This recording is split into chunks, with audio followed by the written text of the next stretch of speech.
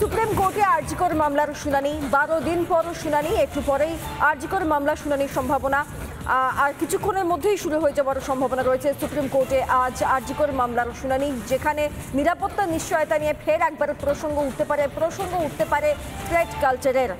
এই 12 দিনে বেশ কিছু তথ্য সিবিআই ইতিমধ্যেই জোগাড় করেছে সেই বিষয়গুলিও আজকের আলোচনায় উঠে আসবে কিনা नीरा सफेद तुरंत खुले भरपूर झाग दे और इसकी स्मार्ट साइंस दे स्मार्ट केयर और फ्रेशनेस मेरी चॉइस मेरा सफेद सवाल जवाब পড়বে সেদিকেও নজর থাকবে আমাদের প্রতিনিধি এই মুহূর্তে রিয়াঙ্কা সরাসরি রয়েছেন দিল্লি থেকে রিয়াঙ্কা এই মুহূর্তে আমরা বেশ কিছুক্ষণ সময় ধরে জানতে পারছি যে আর কিছুক্ষণের মধ্যেই এই মামলা শুরু হতে চলেছে আমি এই মুহূর্তের আপডেট তোমার থেকে নেব রিয়াঙ্কা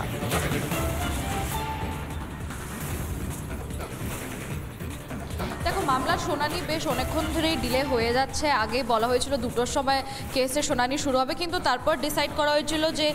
পুরো বোর্ডের শেষ 61টা কেসের পর এই কেস 42 নম্বরে আরজিকর কেস ছিল সেই কেসটা শুনানি শুরু হবে এখন প্রায় 4টে বেজে গেছে আর কোর্টেরও সময় এখন খুবই সীমিত তো দেখতে হবে যে কোর্ট কেসটা শুনবে কিনা কারণ এতক্ষণ যে নানান কেস চলে আসছে তাতে আমরা সিজিআই চন্দ্রচূড়কে বলতে শুনেছি যে ওনারা আরজিকর কেসে শুনানি করবে কিন্তু কতক্ষণ শুনানি চলবে বা কতটা শুনানির আজকে পর্ব এগোবে সেটা একটা বড় প্রশ্ন এই মুহূর্তে আমরা দেখছি নজর রেখেছি কারণ এই মুহূর্তে আজকে সবার নজর ছিল এই কেসের উপরে কারণ ডাক্তাররা যারা প্রতিবাদ করে এসছে এতদিন ধরে তারা এটাই বলেছিল যে নিরাপত্তা নিয়ে যেটা নানান প্রশ্ন করা হচ্ছে মমতা সরকারের তরফ থেকে নিরাপত্তা নিয়ে কোনো কথা হচ্ছে না এবং গত 12 দিনের মধ্যে 2টো এমন কেস উঠেছে রাজ্য সরকারের হাসপাতালে যেখানে ডাক্তারদের থ্রেট দেওয়া হয়েছে বা অ্যাসল্ট করা হয়েছে তো সেই নিয়ে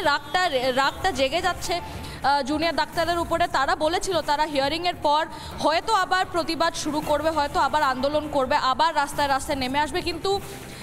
4টে বেজে গেছে কোর্টের সময় খুবই সীমিত আমরা দেখব যে কতক্ষণে আর কেসটা শুরু হবে তো নজর থাকবে বেশ রিয়াঙ্কা পরিস্থিতির উপর নজর রাখো ফিরছি তোমার কাছে আপনাদেরকে আরও একবার এই মুহূর্তে জানিয়ে রাখি যে আজ সুপ্রিম কোর্টে আরজিকর মামলার শুনানি রয়েছে যদিও এখনও অবধি সেই শুনানি শুরু হয়নি আরও অন্যান্য বেশ কয়েকটি কেস চলছে বিচারপতিদের বারবার বলতে শোনা গেছে যে তারা আরজিকর মামলার কেসটা শুনতে চায় তারা সেই কেসটা শুনবে কিন্তু সময় ক্রমশ শেষ হয়ে যাচ্ছে কাজেই এই কেস কখন শুরু হয় এবং কতটা সওয়াল জবাব পর্ব এগোতে পারে সেই দিকেই আমাদের নজর থাকবে আজকে সুপ্রিম কোর্টে 12 দিন পর আরজিকর মামলার শুনানি এর মাঝখানে এই শহরে বেশ কয়েকটি ঘটনা ঘটে গেছে যেমন সাগর দত্তের মতো ঘটনা ঘটে গেছে চিত্তরঞ্জন হাসপাতালেও কিছু ঘটনা ঘটে গেছে এর পাশাপাশি আরও বেশ কয়েকটি গুরুত্বপূর্ণ আপডেট যেমন সিবিআই তার তদন্ত চলাকালীন সিবিআই বেশ কিছু তথ্য ইতিমধ্যেই কালেক্ট করতে পেরেছে এবং সেখানে সঞ্জয় রায়ের দাঁতের যে একটি ছাপ নেওয়ার কথা ছিল সেই সমস্ত তথ্যগুলোও হয়তো কালেক্ট করতে পেরেছে কাজেই এই গোটা বিষয়গুলো আজকে সওয়াল জবাব পর্বে উঠে আসে কিনা সেই দিকে আমাদের নজর থাকবে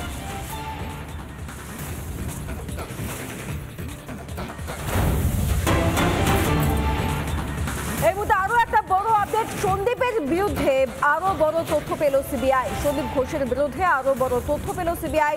সন্দীপকে হেফাজতে নিতে আবেদন সিবিআই এর হেফাজতে নিতে আদালতে আবেদন সিবিআই এর আরও একবার আপনাদেরকে জানাই সন্দীপের বিরুদ্ধে আরও তথ্য সিবিআই এর হাতে সন্দীপকে হেফাজতে নিতে আবেদন এবার সিবিআই এর হেফাজতে নিতে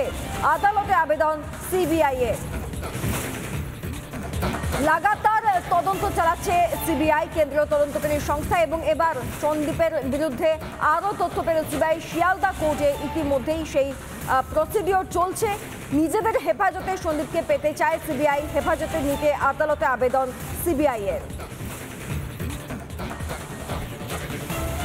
আমরা এই বিষয়ে আরো বিস্তারিত জানবো আমাদের প্রতিনিধির কাছ থেকে তবে আপনাদেরকে জানিয়ে রাখি সন্দীপের বিরুদ্ধে বেশ কিছু তথ্য সিবিআই এর হাতে এই মুহূর্তে রয়েছে জিজ্ঞাসাবাদ করতে চায় সিবিআই সন্দীপকে আমি অর্ণব আমাদের প্রতিনিধি এই মুহূর্তে আমার সঙ্গে রয়েছেন অর্ণব সিবিআই ফের একবার নিজেদের হেফাজতে সন্দীপকে নিতে চাইছে আর কি কি আপডেট পাচ্ছ একবার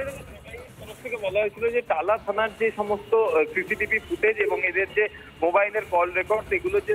ফরেন্সিক রিপোর্ট সেই রিপোর্ট তাদের কাছে এসে পৌঁছেছে এবং তারা কিন্তু এর জন্য দুজনকে মুখোমুখি বসিয়ে জিজ্ঞাসাবাদের প্রয়োজন রয়েছে। এরপরেই কিন্তু টালা থানার অধীন যিনি আইনজীবী তিনি কিন্তু জানান যে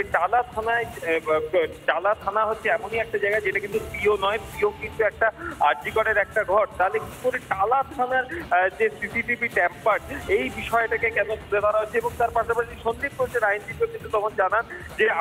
তার মক্কেল কখনো যায়নি টালা থানায় অভিযোগ জানানোর জন্য, তাহলে তাকে কি জিজ্ঞাসাবাদের প্রয়োজন রয়েছে এই বিষয়টা সম্বন্ধে কিন্তু তারা দুজনেই প্রশ্ন তোলেন। এর পরবর্তী ক্ষেত্রে সিবিআই এর যে সাবমিশনের কপি সেই সাবমিশনের কপি পরীক্ষা করে দেখেন বিচারক এবং সেখানে বিচারক পাল্টে প্রশ্ন করেন সিবিআই আইনজীবীদেরকে যে আপনারা কোথাওই আপনাদের রিমান্ডে বলেননি যে এই দুজন ব্যক্তি তদন্তে অসহযোগিতা করেছে, তাহলে কেন আপনারা ফের পিসি রিমান্ড চাইছেন? এবং সেক্ষেত্রে আপনারা যদি চান আপনাদেরকে সময় দিচ্ছি আমি, আপনারা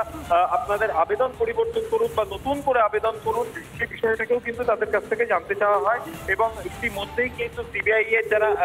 তদন্তকারী আধিকারিকরা আদালতে উপস্থিত রয়েছেন এবং লিগ্যাল সেলের আধিকারিকরা উপস্থিত রয়েছেন এবং লয়াররা রয়েছেন, তারা কিন্তু নিজেদের মধ্যে কথা বলছেন এবং সেক্ষেত্রে কি পিসির বদলে আবেদন পরিবর্তন করে যে জেলে গিয়ে জেরা করার অনুমতি চাওয়া হবে সিবিআই এর তরফ থেকে, নাকি সেই পিসির আবেদনই রাখা হবে সেটাই কিন্তু এখন দেখার। সৃজিতা, বেশ, ধন্যবাদ অর্ণব।